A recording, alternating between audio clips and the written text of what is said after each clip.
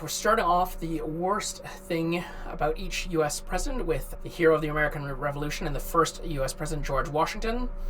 He lost more battles than he won, was generally humorless, and has a reputation for having terrible teeth.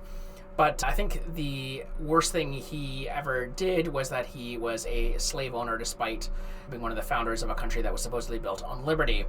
Moving on to the second president, John Adams. He signed the Alien and Sedition Acts, which were a series of actually 4 different acts. The Naturalization Act, which increased residency requirements for Americans to get citizenship from 5 to 14 years. The Alien Friends Act allowed the president to deport any non-citizen deemed dangerous to the peace and safety of the United States. I'm sure some modern presidents would like to be able to use these powers. The Alien Enemies Act, which allowed the president to deter and deport citizens of nations currently at war with the U.S. And the Sedition Act, which made it a crime to publish false, scandalous, or malicious writing about the U.S. government or its officials. Why does this somewhat sound familiar? All right, moving on to the third U.S. president, and I have to say that he is probably the worst person on a personal level, the worst president on a personal level of any of the presidents we're going to talk about. So I'm just going to read probably the most famous section of the Declaration of Independence. We hold these truths to be self-evident, that all men are created equal, that they are endowed by the Creator with certain inalienable rights, that among these are life, liberty, key one here, and the pursuit of happiness.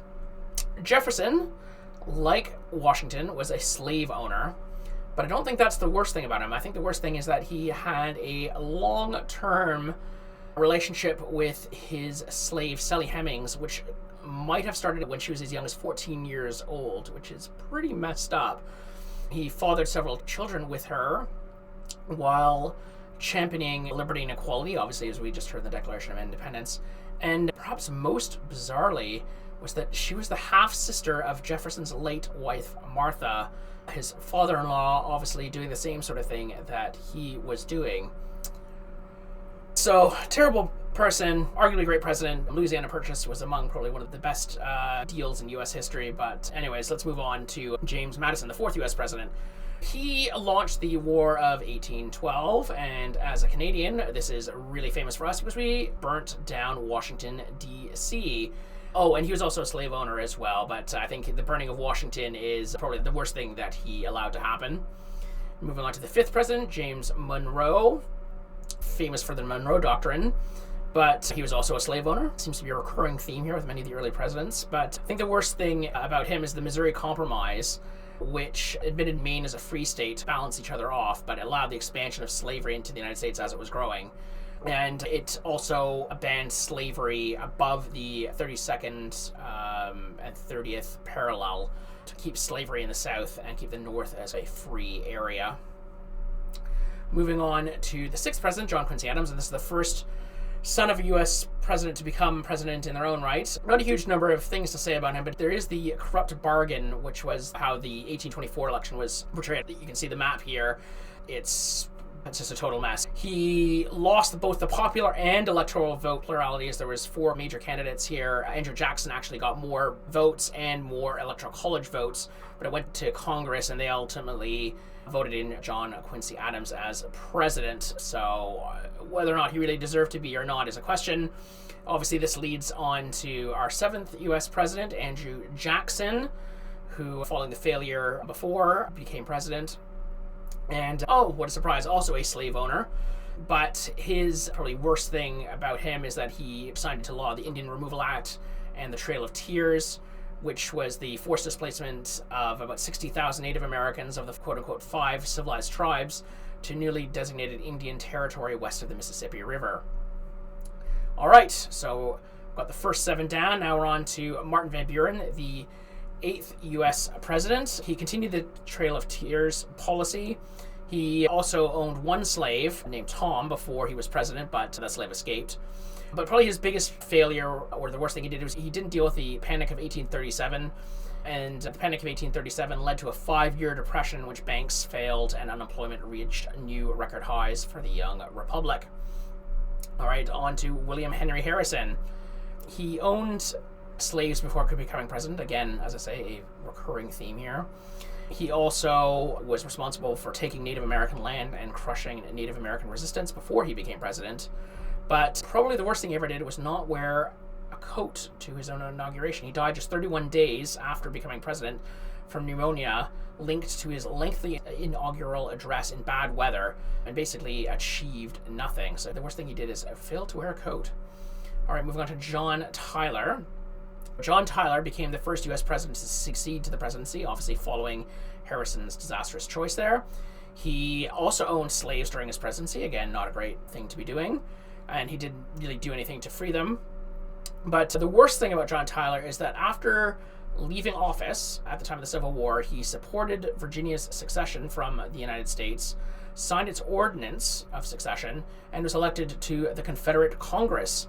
And he was the only U.S. president to openly join a rebellion against the United States. Obviously, some maybe more recent presidents have instigated it, but never actually joined in.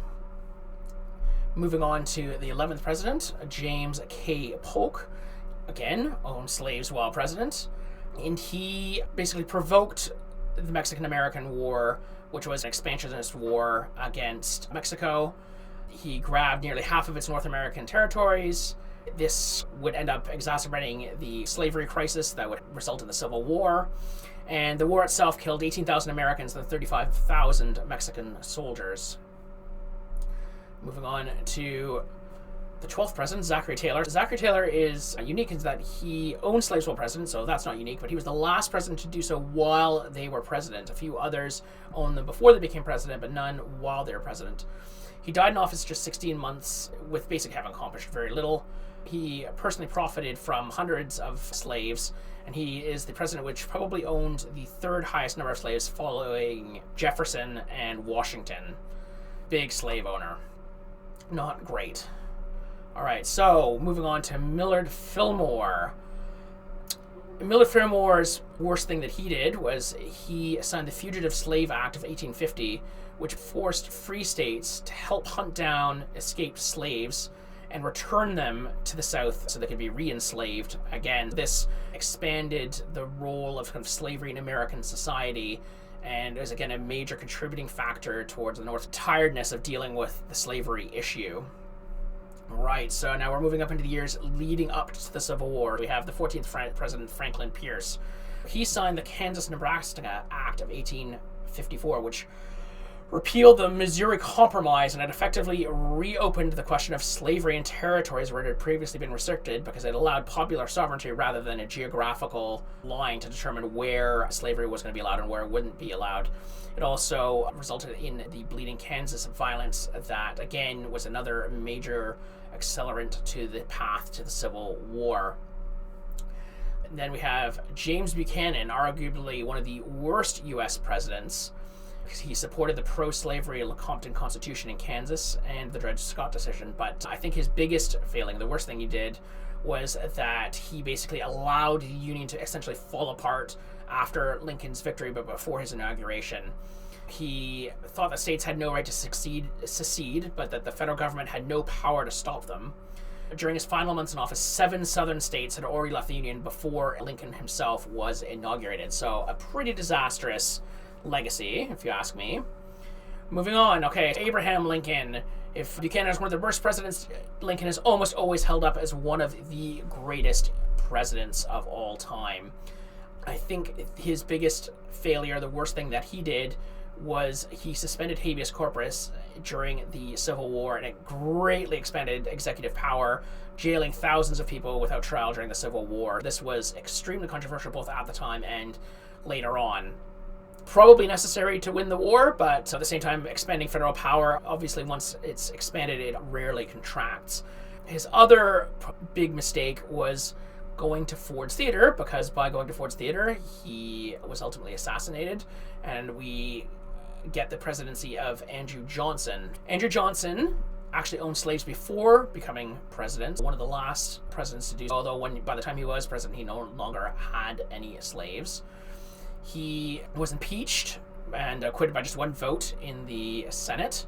Just barely survived that. I believe the first president to be impeached. But the worst thing that he did, among a whole litany of things, is he blocked or made it really difficult for Reconstruction to really get going. And Reconstruction was attempting to rebuild the South and give blacks a role and a stake in society following the Civil War.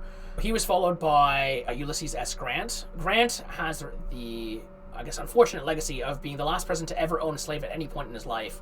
He freed William Jones, his one slave, in 1859, so again before the start of the Civil War. And his administration was known for scandals, multiple scandals, throughout his time in office. He often had good intentions, but they didn't really mesh with reality, especially in his native policy, where he sought peace with the native groups, but still sent them to reservations and forced assimilation and war and the loss of the Black Hills. Moving on to the 19th president, Rutherford B. Hayes. This is another one of these terrible elections. The Democrats at the time claimed it was a stolen election.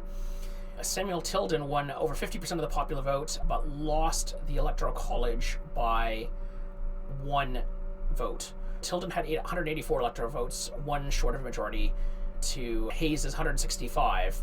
But Hayes also got the 20 votes from Florida, Louisiana, South Carolina, and Oregon, which all were disputed. To address this constitutional crisis, the Congress established the Electoral Commission, which awarded all 20 votes, and thus the presidency, to Hayes in a strict one-party line vote. This resulted in the Compromise of 1877. Okay, so all this is pretty bad, but the really bad thing about this is this Compromise of 1877, Rutherford B. Hayes gets to become president, but at the cost of ending Reconstruction. Federal protections in the South basically disappeared after this point, leaving Black Americans exposed to Jim Crow laws, and this would obviously be an ongoing issue for almost the next century in American history.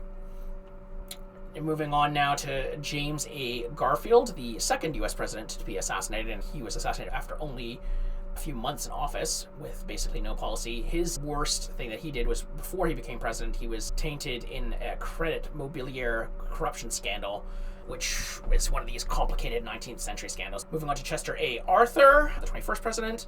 The worst thing about him is that he signed the Chinese Exclusion Act of 1882. To his credit, he initially vetoed a harsher version of the act, which would have banned Chinese laborers for 20 years, but he then signed the revised version, which imposed a 10-year ban on Chinese laborers entering the United States, and became the first major federal law to restrict immigration based on a specific ethnic group. And it helped to normalize race-based immigration restrictions and was later extended, and it wasn't really fully repealed until the 1940s. Again, it had a long-lasting legacy. All right. We're now moving on to Grover Cleveland. Until recently, was the only president to serve 2 non-consecutive terms in office. In his first term, I think the most controversial thing was his marriage to a 21-year-old Frances Folsom. She was 21 and he was 49 at the time. This made her the youngest first lady in American history. 21 and 49, okay, that's a bit strange, but what makes that so bad? Grover Cleveland met her as a baby, which is a bit messed up if you ask me. Her father, Oscar Folsom, was a close friend of Cleveland's, and when he died in 1875, Cleveland became the executor of the state, and he paid off the family's outstanding debts and provided for the well-being of Frances and her mother, Emma. It's a very kind of Woody Allen aspect to this whole thing. Yeah, a bit weird.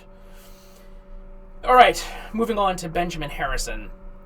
So the worst thing about Benjamin Harrison was the Wounded Knee Massacre and the wider Native American policies behind it. In 1890, Harrison's administration sent federal troops into South Dakota during the tensions over the Ghost Dance movement. On December 29th, 1890, U.S. soldiers killed around 150, some estimates say up to as many as 250, Lakota Sioux men, women, and children at Wounded Knee, and then put them all in mass graves. A pretty terrible legacy. Now, moving back, we've got Cleveland again. In his second administration, he did not deal with the Panic of 1893, which is again one of these depressions that keep coming about in the 19th century. Unemployment went up to over 20%. But arguably the even worse thing he did was his response to the Pullman strike of 1894. During this sort of depression following the Panic of 1893, Pullman workers had their wages cut while rents in these company towns stayed high. The strike spread to railroads across much of the country, which were obviously the lifeblood of the country by this point. Cleveland sent federal troops to Chicago and used federal power to break the strike over the objections of Illinois' governor. The strike was crushed, and union leader Eugene Debs and others were arrested, and it became a symbol of the use of federal power over workers and labor at the time. Not a great legacy there. Moving on to William McKinley, he saw the expansion or the transformation of the US from a continental power into an imperial overseas empire building power. He launched the Spanish-American War, which took Cuba and the Philippines from Spain. But the worst thing was probably the Philippine-American War, which I had never heard about until researching this video. But it's pretty wild. Following this, Filipinos did not want to become part of an American empire. They fought against the Americans. Over 4,000 Americans were killed. Over 20,000 Filipino fighters were killed. But up to 250,000 Filipino civilians died from the violence, famine, and disease following the war. A pretty awful legacy from all this. Following on from McKinley, who was assassinated himself, the third of 4 presidents to be assassinated, you get Theodore Roosevelt. He gave his name to the teddy bear. He's a hero of the Spanish-American War. He was viewed as a progressive, trust-busting labor against big business. He also could have run for a 3rd term, conceivably, but decided not to. He maintained the American tradition of just 2 terms for each president. That would obviously be eventually broken by his cousin. But he was also a racist. He strongly believed in the imperialist things of McKinley and saw that white civilizations had a duty, or at least a right, to conquer and uplift others. But there's also perhaps even worse thing, which isn't quite the same as his imperial views, was the Brownsville affair. In 1906, after shooting in Brownsville, Texas, white townspeople blamed black soldiers from the 25th Infantry Regiment. Even though the soldiers maintained their innocence, Roosevelt ordered 167 black soldiers discharged without honor and without giving them individual trials. The men lost their careers, their pensions, their reputations, and later historical evidence showed that the soldiers were almost certainly wrongly blamed for it. And the case became an example of Roosevelt's racial blind spots and, again, a general abuse of executive power. Roosevelt's successor was William Howard Taft. Now, he is known for being the heaviest president in U.S. history, reaching a peak weight of approximately 340 pounds, which is just massive. He didn't bust up the trusts as much as Roosevelt wanted. That would actually mean that Roosevelt would try to run for a 3rd term on the Bull Moose Party ticket in 1912. But Taft's legacy is a lot of corruption at this time, just non-stop corruption, but what was called dollar diplomacy, which is basically American imperialism, specifically in places like South America and Central America. It was viewed as business investment, but it was really using U.S. power to protect bankers and investors and businesses abroad. Moving on to Woodrow Wilson. Man, he's not a great guy, I have to say. He's a total racist. He screens Birth of a Nation famously in the White House. This is the Espionage and Sedition Acts, which again limit dissent and free speech during World War I. We saw these during the Civil War before. But he also had a foreign policy failure with his 14 points. Obviously, his decision to eventually enter World War I did swing the tide for it, so you've got to be thankful for that. Defeating Germany was a worthy goal. But the rest of his foreign policy was disastrous. 14 points were never fully implemented. He proposed the League of Nations and couldn't get the U.S. to join it. So, a bit of a mess. But probably his worst legacy is he entrenched segregation in parts of the federal government and just generally defending racist policies while president. Soon after taking office, he allowed segregation to spread across federal departments, including separate workspaces, restrooms, and cafeterias for black and white employees. And he generally defended segregation in government. He was followed by Warren G. Harding. Probably the best known thing is the Teapot Dome scandal, which I only ever heard about from The Simpsons, I think, the first time. And it's one of these really complicated, quite boring corruption sort of things, trading favors and stuff like that. But I think for Harding, the worst thing about him wasn't so much his policies, which were not great, but he was a terrible husband and he had a series of affairs. His best known affair was to Carrie Phillips, the wife of a longtime friend, which is a very scummy move. The affair apparently lasted for more than 15 years. And then he also had an affair with Nan Britton, who claimed Harding was the father of her daughter, Elizabeth Ann. So that claim was mocked for quite a while, but DNA testing in 2015 confirmed that Harding was indeed the father. General scumbag Warren G. Harding. Followed by him, you have Calvin Coolidge. He had a very hands-off policy towards the economy, leading to speculative bubbles and everything like that. He's going to lead up to the Great Depression here. But I think the worst thing about him isn't so much just being asleep at the wheel with the economy, but was the Immigration Act of 1824, which he signed into law.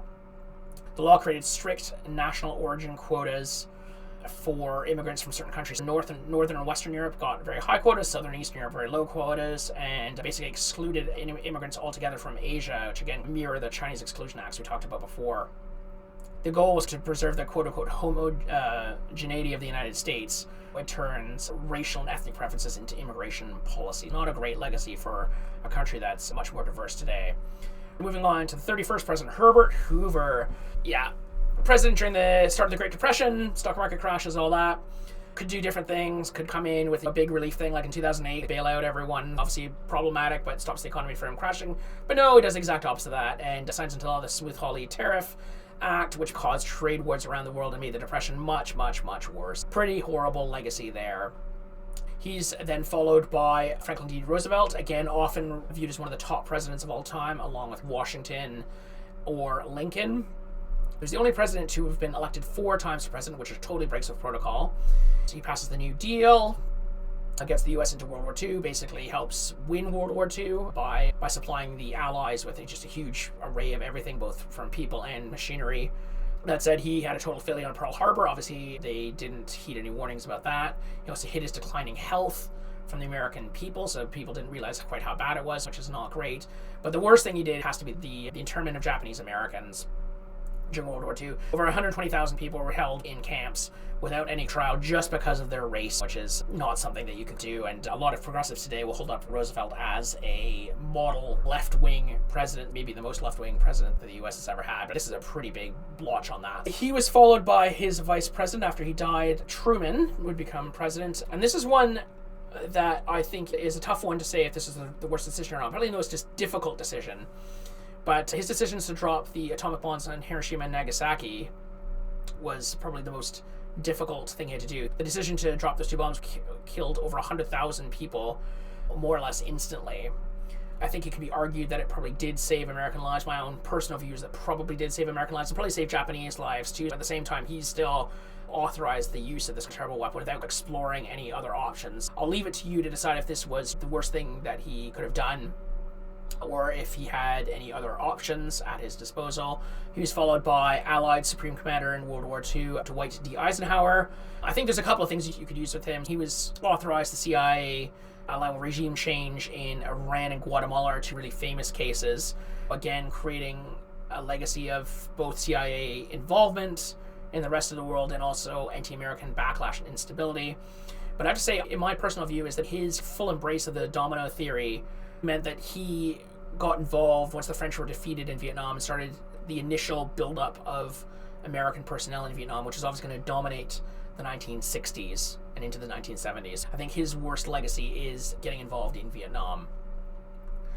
He was followed by John F. Kennedy in a controversial election in the 1960s between Kennedy and Nixon, one of the most famous elections in American history. Supposedly, those that listened to the debate on the radio thought Nixon won the debate.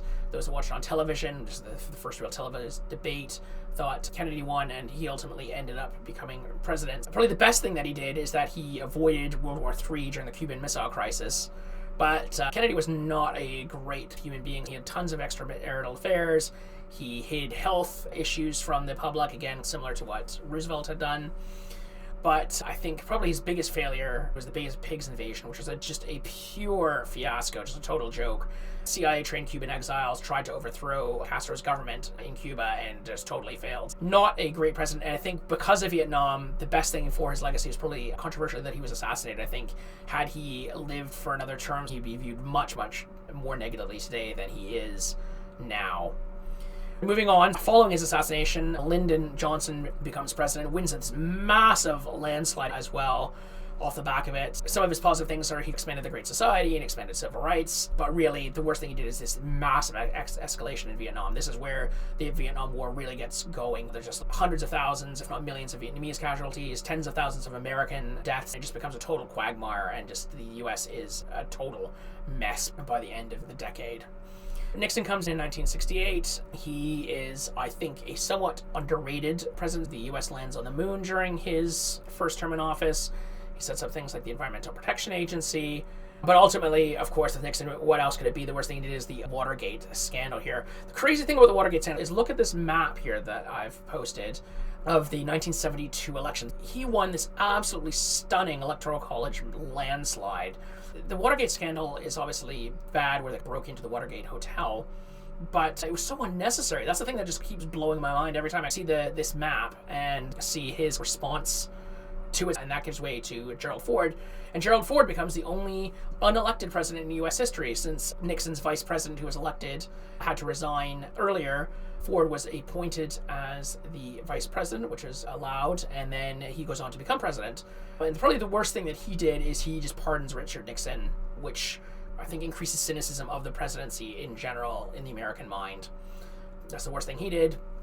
He's then followed by Jimmy Carter. The late 1970s in America is not great. You've got stagflation, you've got energy crises, you've got weak foreign policy, and you've got the Soviet Union invading Afghanistan. With Jimmy Carter, it's, again, the Iran hostage crisis, just a complete fiasco. He totally fails to deal with it. They have a failed rescue mission, and the whole thing just makes the U.S. look incredibly weak. That's the worst thing about him. Moving on, we have Ronald Reagan. He is probably the most beloved president among modern conservatives today. He's viewed as helping to end the Cold War, but criticism of him is that he was very slow to respond to the growing AIDS crisis in the 1980s. But probably the worst legacy was the Iran-Contra affair, where they were secretly selling arms to Iran, which had obviously overthrown the Shah and had been the reason for Carter's downfall, to help fund the Contra rebels in Nicaragua, totally dodging Congress's approval and everything that for anti-communist ends. So a bit of a stain there. He's then followed by George H.W. Bush, who's probably most famous for the Gulf War success in the first Gulf War. Man, what a massive success. Very few American casualties. They get the Iraqis out of Kuwait. The war itself could barely have gone better. He's also a president when the Berlin Wall falls, when Germany reunifies, and when the Soviet Union dissolves. So, man, what a crazy time that period, the late 80s and early 90s, were.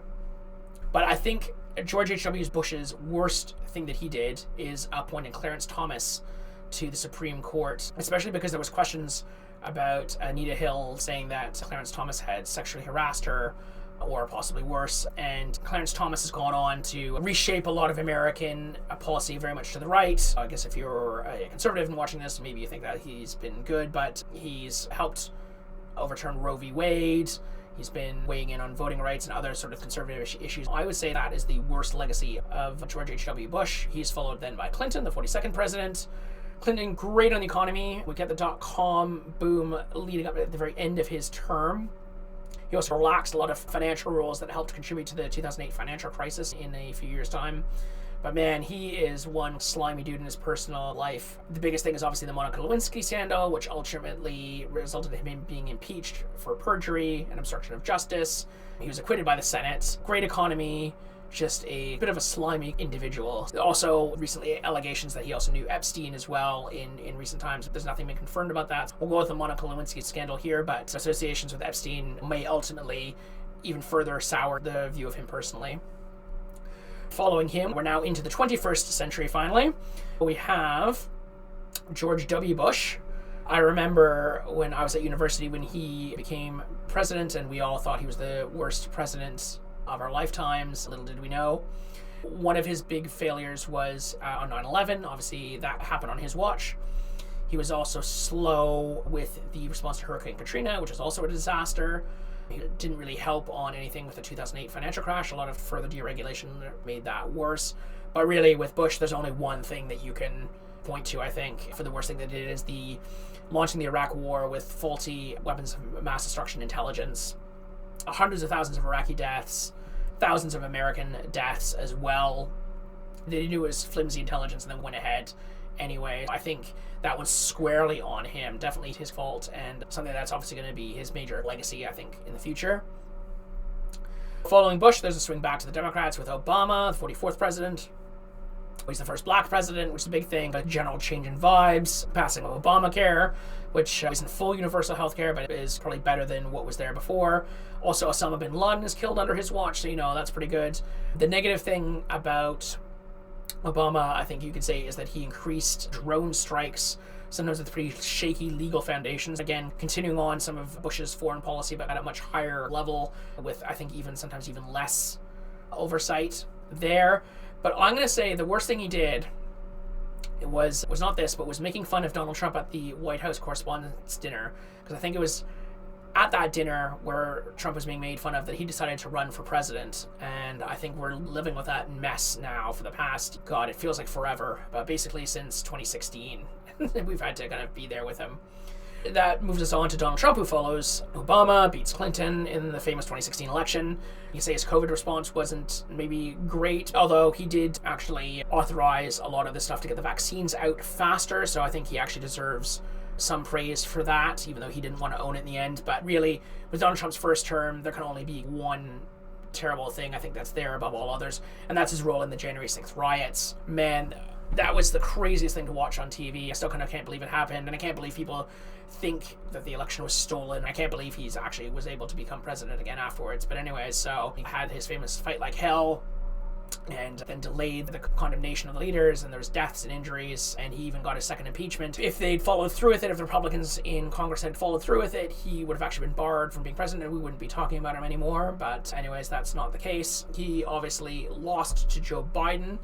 Biden's got a pretty mixed legacy. You've got very high inflation, huge spending bills. Obviously, the debt is just exploding under all of him. There's fentanyl crisis is ongoing.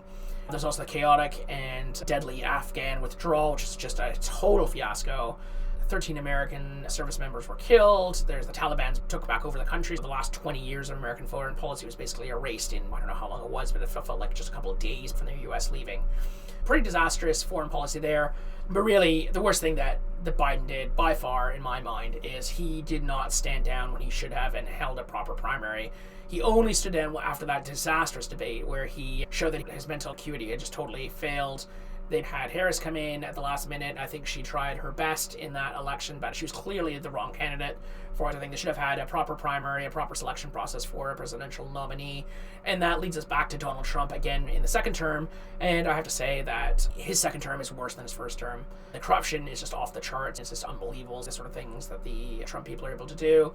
There's the whole tariff policies that are just a disaster for businesses. But I'm going to say that as of right now, as of the time of recording, the worst thing that Trump has done in his second term is pardoning all the January 6th rioters, giving them full pardons, no matter how violent they were or whatever else they did. I'd love to hear what you think about this. Do you think I missed any bad things that presidents have done, or do you think I've been too harsh on them? Leave all your comments below and subscribe. Thanks. Bye.